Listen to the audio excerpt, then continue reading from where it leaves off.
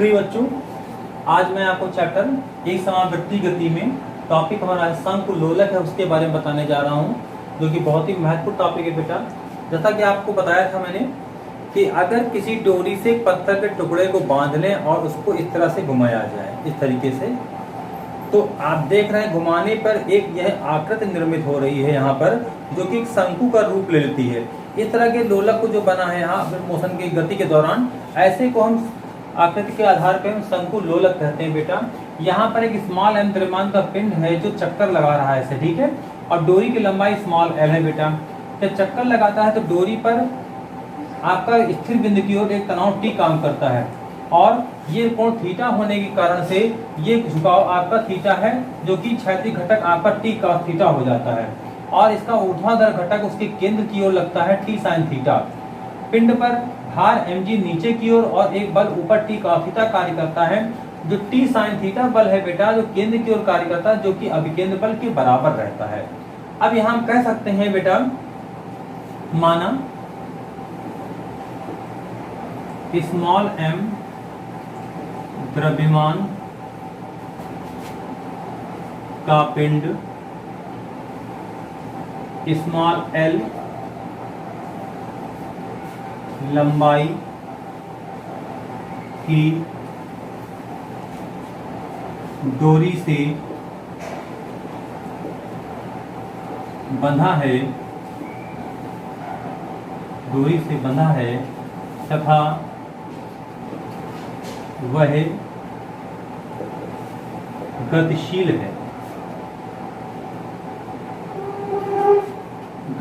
है,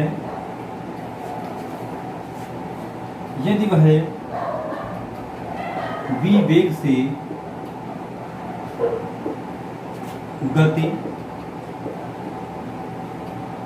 कर रहा हो तब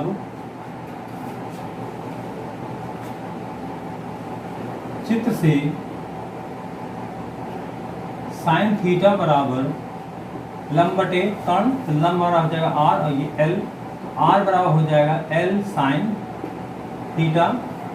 चित्र में अगर आप ध्यान देखें बेटा, एक बल हमारा लग रहा है t cos थीटा, जो कि mg के बराबर होगा, इसको समीकरण नंबर 1, और एक बल हमारा जो t sin थीटा हमारा है, जो केंद्र की ओर लग रहा है, ये अभिकेंद्र बल के बराबर होगा बेटा, mv²/r।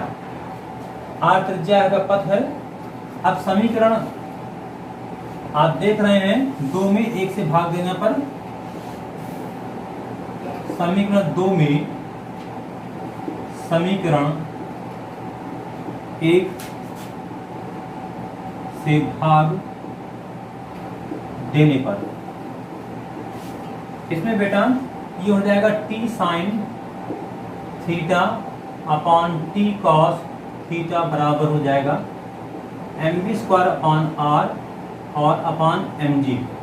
m से m कट जाएगा, t से t कट जाएगा, तो tan थीटा बराबर हो जाएगा v²/rg। मेरे ख्याल है बेटा आपको यहाँ तक कोई भी समस्या नहीं होगी, इसमें कोई दिक्कत नहीं बेटा। ओके, हम जानते हैं बेटा कि जब कोई पिंड m द्रव्यमान का पिंड चक्कर लगाता है, रास्ते में गतिमान होता है, तो उस समय एक चक्कर में लगा समय कैपिटल टी यानी आवर्तकाल होता है बेटा। तो इसके द्वारा चली गई जो दूरी है वो परिधि के बराबर होगा। तो चित्र से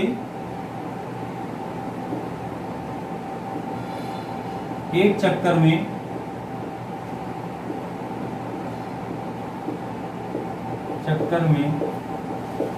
लगा समय कैपिटल टी व वेग स्मॉल v हो तो बेटा ये हो जाएगा स्मॉल v रहा हो जाएगा 2πr अपॉन कैपिटल टी। इसको समीकरण नंबर बेटा हम 3 मान लेते हैं। v का मान समीकरण 3 में रखने पर तो ये बेटा हो जाएगा tan थीटा बराबर होता है, आप जानते हैं, sign theta upon cos theta बराबर है वी स्क्वायर। वी स्क्वायर मतलब हो जाएगा ये बेटा 2 pi r upon capital T का स्क्वायर अपॉन आर जी। तो sine theta upon cos theta बराबर हो जाएगा 4 pi square r square upon T square r into ji.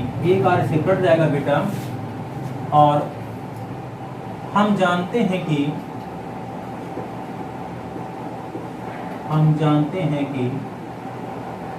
Are बराबर एल कॉस थीटा। तो sine theta L sine theta अभी मैंने निकाला था।